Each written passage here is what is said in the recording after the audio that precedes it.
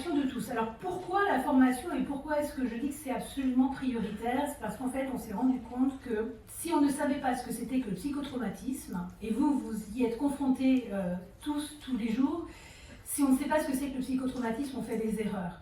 Si on ne sait pas ce que c'est que le psychotraumatisme, eh bien, une victime, et en règle générale, c'est une très mauvaise victime. Elle est pénible, elle prend mal les choses, elle peut être agressive. Donc si on n'est pas un tout petit peu formé à ce qu'est le psychotraumatisme et à comprendre que la victime l'est bien, et que c'est peut-être parce que justement elle ne ressemble pas à une vraie victime comme on le voudrait, éplorée, triste, etc., que c'est effectivement une vraie victime. Donc ça c'est important, et c'est important pour tout le monde. Vous pouvez s'envisager sans revisiter l'histoire. L'histoire pour mieux savoir de là d'où on vient, l'histoire de ceux qui la font vivre, fédération, association, avocats et magistrats. L'histoire pour mieux savoir ensuite vers où nous pouvons et souhaitons aller. J'aurai l'honneur d'avoir avec moi, pour partager ce temps, Sandrine Galerne, directrice du pôle famille de l'ADAEA et présidente de la commission des espaces de rencontre à la FENAMEF, Annie Koskas, avocate et ancienne présidente du barreau de Créteil, et Madame Sylvie Lecabet, magistrate honoraire au siège du tribunal judiciaire de Loubigny. La plupart du temps, on réussit à les accompagner dans l'exécution de la mesure et à se rendre en entretien, et les choses évoluent. Et ça se passe mieux quand ils ne croisent pas leur conjoint violent éventuel. Je sais très bien qu'ils ont des rendez-vous à des horaires différents, mais là j'ai un dossier où précisément l'homme violent faisait exprès d'arriver en retard ou en avant, je ne sais plus, pour croiser la personne, et ça s'est terminé par une cessation de la mesure, puisque la victime ne voulait plus se rendre au point rencontre. Nos espaces de rencontre et la souffrance sociale des professionnels qui accueillent les usagers qui sont en souffrance sociale. Je tiens à vous préciser que cette journée n'aurait pas eu lieu, n'aurait pas été pensée ni imaginée si les professionnels du groupement Citéa, dans tous les territoires et tous les départements, à quelques semaines d'intervalle, n'avaient pas alerté leur chefferie, leur direction, sur le sentiment qu'ils avaient de dégradation des situations des familles qu'ils accueillaient, sur le sentiment qu'il y avait de plus en plus de violence et qui trouvaient que les ordonnances, excusez-moi monsieur, madame les magistrates, étaient complètement délirantes. Donc ça a été vraiment vague, un tsunami qui est arrivé jusqu'à nous et qui nous a permis vraiment de nous dire de l'urgence de se poser pour penser les choses et pour les objectiver.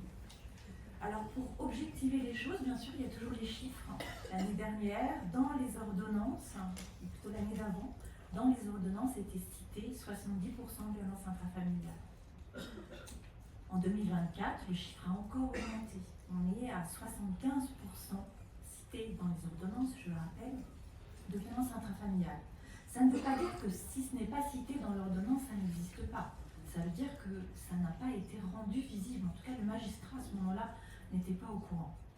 Ça ne veut pas dire que l'espace de rencontre est un endroit dédié spécifiquement aux violences intrafamiliales, mais que la réalité aujourd'hui des salariés qui interviennent en espace de rencontre, c'est d'accueillir des situations où il y a eu violence conjugale, violence intrafamiliale, où il y a des enquêtes pénales en cours et où ça les met en difficulté. Mais je vais vous proposer d'aller au-delà des chiffres et d'objectiver par un autre biais, qui est celui des observations, donc les observations faites par nos professionnels, par les retours d'expérience, par les questionnements et aussi par les analyses. Et donc pour ce faire, j'ai le plaisir de recevoir à cette table, pour nous aider à mieux comprendre et ensuite mieux échanger, un éducateur de jeunes enfants qui travaille en espace de rencontre à Paris dans le 15e, une psychologue qui est spécialisée en psychotraumatologie, qui elle aussi est intervenante dans l'espace de rencontre et qui est passée par la case chef de service. Une éminente chercheuse qui a attisé notre attention et a mené des travaux remarquables sur le contrôle coercitif, et une directrice territoriale qui exerce dans le département du 94. Oui, on a eu en entretien d'accueil une mère victime qui vous expliquait qu'en fait l'auteur avait été condamné, elle fait la prison. En fait, pendant des années, elle avait menti à son fils pour le protéger. Elle lui avait dit que, en fait, quand il était en prison, elle lui avait dit qu'il partait en voyage. Et en fait, elle disait que ça avait été très très compliqué de porter cette responsabilité pendant autant d'années, parce qu'en fait, elle avait peur d'avoir de la culpabilité, que son fils voit son père comme étant quelqu'un de méchant, de violent. Et en fait, pareil, dans l'entretien, elle dit, parce qu'elle savait que le père avait refait sa vie, sa nouvelle compagne était enceinte, etc. Et puis elle me posait des questions, elle me disait, mais du coup, comment est-ce que je lui annonce qu'il va avoir un petit frère ou une petite sœur, et comment je fais? En fait, nous, on lui a expliqué que en fait, c'était pas à elle d'annoncer ça à son fils, que ça, il fallait laisser le père, c'était la responsabilité du père. Et il y a souvent aussi ce travail de transférer les responsabilités, alors que ce soit à l'autre parent, que ce soit à des tiers. Alors je pense par exemple, il y a pas longtemps, dans un cahier de liaison, un parent visiteur qui pour la première fois allait récupérer l'enfant pour un hébergement la nuit, et qui avait marqué dans le cahier de liaison merci de penser à mettre le change de l'enfant dans le sac. Et du coup, on a allé voir le parent, on lui a dit ah mais non, mais en fait c'est à vous de préparer un change, de l'acheter, etc. Et en fait, il y a un peu une mécanique qui se met en place qui est aussi à déconstruire pour pour les deux parents d'ailleurs, de manière un peu différente, d'aussi pouvoir transférer comme ça des charges de parentalité d'un parent à l'autre, pour que le mental aussi d'avoir un enfant, elle incombe aux deux parents. Donc c'est avec plaisir que j'anime aujourd'hui cette table ronde intitulée « Protéger et faire tiers ». Une question qui est beaucoup posée dans nos établissements, mais pas que, auprès des magistrats, auprès des avocats, souvent. Et puis, cette thématique essentielle est au cœur de nos pratiques professionnelles et qui interroge tous les acteurs du terrain. Cette table ronde, elle va traverser aussi tous les domaines de la prévention à la protection des victimes, mais aussi des auteurs. C'est vrai que ce matin, on a évoqué beaucoup la place des victimes. Mais les victimes, qui veut dire victime, veut dire qu'il y a des auteurs. Et que cette approche auprès des auteurs, on l'abordera aussi avec nos invités dans cette table ronde et avec les associations que je vais accueillir. Donc nous aurons l'occasion d'aborder l'ensemble des écosystèmes. C'est vrai que c'est une souvent une question qui a été posée par l'ensemble des professionnels. C'est toute l'articulation entre le monde judiciaire, le monde associatif, et que comment on peut aussi, alors on a évoqué aussi le pôle vif ce matin, mais je pense que ça viendra aussi dans l'après-midi, mais c'est tous ces écosystèmes judiciaires, protection de l'enfance, le secteur aussi de la prévention, comment on va les articuler, et on aura en tout cas une présentation de l'ensemble des intervenants. Donc j'ai l'honneur d'accueillir Madame Kangel Dian-Lilith, vice-procureure du tribunal de créteil judiciaire et en charge des affaires familiales et des mineurs, Zoé Viard-Berthier, responsable formation de CDFF de Paris, qui sera aussi présente avec nous, Farida Damen Déby, directrice de l'association Tremblin 94 Solidarité Femmes, et enfin Anne Devrez, présidente de la CNEF et sous-directrice de la prévention et de la protection de l'enfance pour la ville de Paris. Est-ce que les enfants sont co-victimes dans ces sujets? Alors là aussi, je rejoindrai mes collègues. Je ne comprends pas bien ce terme de co-victime. On est co-victime quand il y a d'autres victimes. En même temps, en dehors des violences conjugales, on utilise peu le terme de co-victime. Moi, j'entends rarement le terme de co-victime utilisé quand les enfants sont victimes de violences dans la famille et que plusieurs enfants sont victimes de violences. Enfin, en tout cas, moi, de là où je suis, j'ai jamais entendu parler du frère qui était co-victime de son frère, etc. Jamais. Je pense que ça désigne vraiment, le plus souvent, la mère et l'enfant, en vrai. Dans nos représentations, en tout cas. Et je pense, comme vous, qu'il y a un vrai problème avec l'utilisation du terme violence intrafamiliale pour désigner les violences au sein du couple. Ceci étant dit, il me semble que oui, maintenant il est clairement démontré que l'enfant est victime de ces violences. L'enfant est victime parce que d'abord dans un nombre de cas extrêmement important, il subit directement ces violences et toute la nature de ces violences. Donc ça c'est un premier point, même quand on ne le voit pas. Et même quand c'est sa mère ou son père qui dit, ce qui n'est pas simple, mais on le verra ensuite, c'est encore plus compliqué pour un enfant, en tout cas qui révèle ces violences. C'est-à-dire que même quand elles sont invisibles, elles sont souvent présentes. On sait que la plupart du temps, les enfants révèlent les violences qu'ils subissent dans les espaces de protection. Bonjour à toutes et à tous, merci beaucoup de l'attention que vous allez nous porter pour cette dernière table ronde qui vient donc clôturer ce colloque Très joli colloque sur la question des perspectives relatives aux espaces de rencontre et à l'épreuve des violences intrafamiliales. Au cours des débats, des discussions d'aujourd'hui, on a eu beaucoup de choses sur l'histoire des espaces de rencontre, leurs évolutions, les réalités, beaucoup de chiffres qui ont été donnés, beaucoup de constats qui ont été dressés. Bien, nous, notre travail, ce sera de se poser une question: que faut-il faire encore?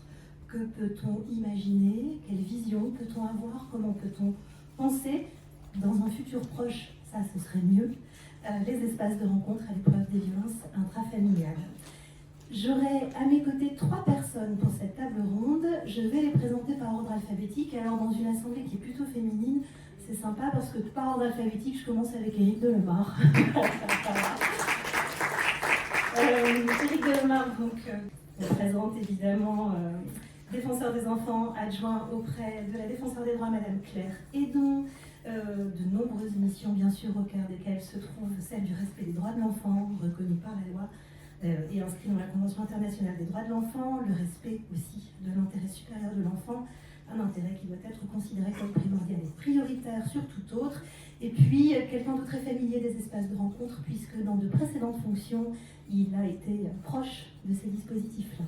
Dominique Salvari, qui est donc magistrate, qui a occupé différents postes, différentes fonctions, et dans lesquelles les affaires familiales ont tenu et tiennent encore une place assez centrale. Depuis septembre 2023, elle officie en qualité de première présidente de chambre à la Cour d'appel de Paris, où elle coordonne le pôle 3 de la Cour, qui est constitué des 7 chambres, couvrant l'ensemble du champ du droit des personnes et de la famille. Et elle coordonne également, aux côtés de 2 autres magistrats de la Cour du siège et du parquet, le pôle de lutte contre les violences intrafamiliales, donc de la Cour d'appel de Paris, créée en janvier 2024. Enfin, Isabelle Santiago sera aussi à nos côtés, députée socialiste du Val-de-Marne, dans une actualité qui est importante, rapporteure de la commission d'enquête sur la protection de l'enfance, dont les travaux ont repris depuis la dissolution. Elle est également à l'origine de la proposition de loi visant à mieux protéger et accompagner les enfants victimes et co-victimes de violences intrafamiliales, donc adoptée le 18 mars 2024. En fait, c'est ce qu'on voit au quotidien.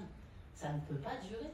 Qu'un déménagement, un dossier qui part d'un département à un autre, une problématique approchée pas de la même manière. Les magistrats, bien sûr que je respecte leur libre décision, mais ça ne peut pas être sous cette forme-là où le jeune, il a une approche qui est parfois contraire à son intérêt, à lui et à sa protection. Ça ne veut pas dire que si le travail avec la famille n'est pas bien fait, peut-être il va retourner voir dans un espace médiatisé ou en visite médiatisée ou autre, il verra dans 1 an, dans 2 ans, sa famille. Mais à un moment donné, il faut aussi respecter les droits de ses enfants et je pense qu'aujourd'hui, on en est encore là. Quelle responsabilité que d'accueillir dans nos espaces de rencontre des survivants et leur demander de revivre rencontre après rencontre ces soirs et ces matins où ils ont croisé la mort.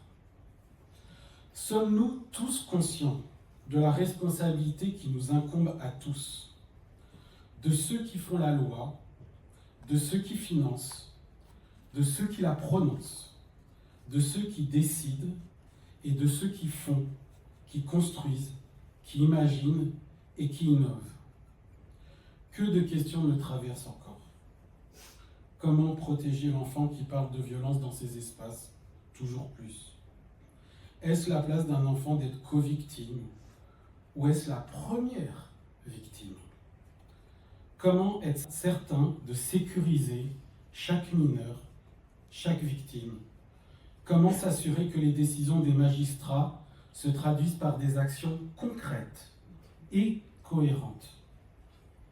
Comment sommes-nous certains de mettre en place des accueils sécurisants face aux reviviscences de violences? Quand nous voyons ces histoires singulières, il n'est pas possible que ces lieux, les espaces de rencontre, censés réparer les liens entre parents et enfants, puissent devenir des zones d'attente ou d'abandon. Ils doivent permettre des accompagnements personnalisés, qui ne tiennent compte des traumatismes en premier lieu pour les enfants, et plus particulièrement pour les parents victimes de violences intrafamiliales. Il y a donc urgence